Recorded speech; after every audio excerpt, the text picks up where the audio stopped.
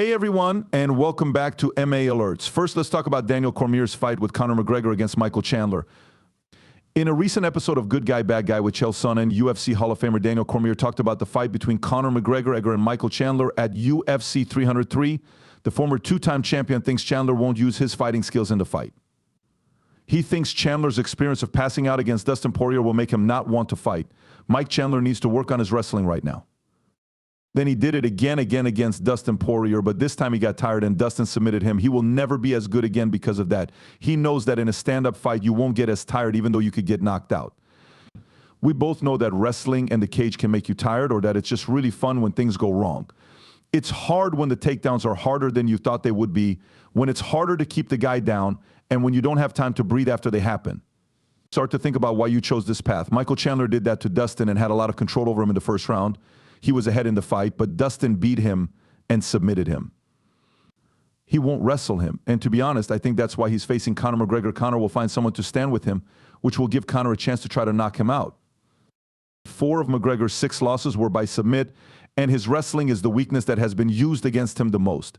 This is how many fans see Chandler winning. Chandler has won 2 college silver medals, one in the 2008 season and one in the 2009 season. Chandler might not want to stay on his feet with McGregor, though, since 19 of his 22 wins came by knockout. We won't know how the fight ends until it happens. The chances for the fight between McGregor and Chandler are tied, and it will take place in Las Vegas on June 29th.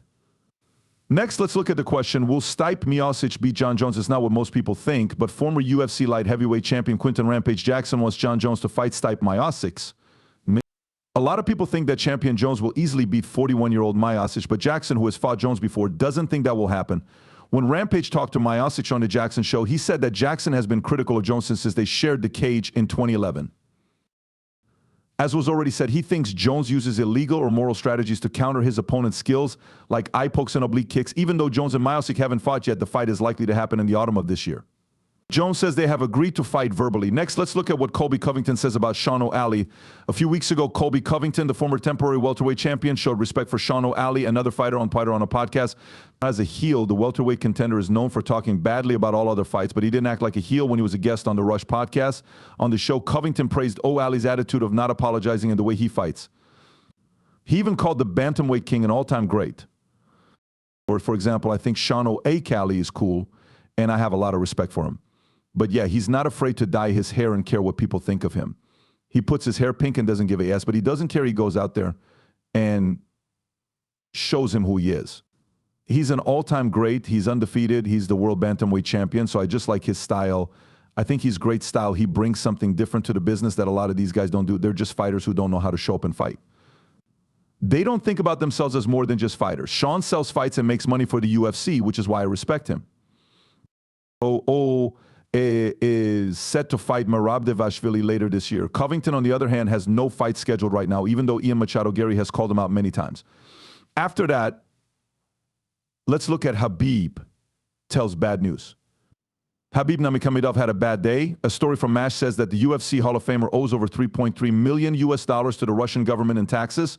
Sources say that the department shut down the accounts of Eagle FC and other businesses that Khabib runs. Russian officials say they think Khabib bought hotels and new businesses in Turkey and the UAE with the tax money he didn't pay. MASH TV says that Khabib's uncle Magomed Nurmagomedov said in a statement that the story was not true. No officer from the department in question has said anything about it. Magomed Khabib's uncle said the story is not true as of this writing. That's not true at all. This is not real. Magomed Nurmagomedov is given by MASH TV. They thought that Nurmagomedov might come back to the ring to pay off his claimed debts. Fans and the media joined in. These are the things that MMA fans said. We're getting Khabib back before GTA 6. Bro, it's time to go back to the cage. I can see why Humble Goat supports scams now. Next, let's look at Corey Sandhagen talks about his plans after his fight with Umar Nurmagomedov. Many of his fans were upset about his upcoming fight with Umar Nurmagomedov, so Corey Sandhagen talked about why he agreed to fight. Farah Hanoun, an MMA fan, talked to Sandhagen about how the UFC billed the fight as a title qualifier and made it clear that he would be the clear favorite to win the belt if he won. The UFC and I went to dinner. They gave me Umar, but I said that was a bit lower on the ranks. They said that it would be a fight for the #1 spot, though. To which I replied, yes, of course. So it's clear that one was thrown away. After this round, they told me something like, look, I don't know how you won't be next after Merab if you win this fight. Yes, I do mean that. Also, who else can really do that? I also believe that Sean and I have a very big argument. I'm going to cheer for O'Reilly in the next one. I hope that happens too, because that's the one that fans really, really want to see. I want to give the fans what they want very much. The fight between Sandhagen and Nurmagomedov is set for August 3rd in Abu Dhabi.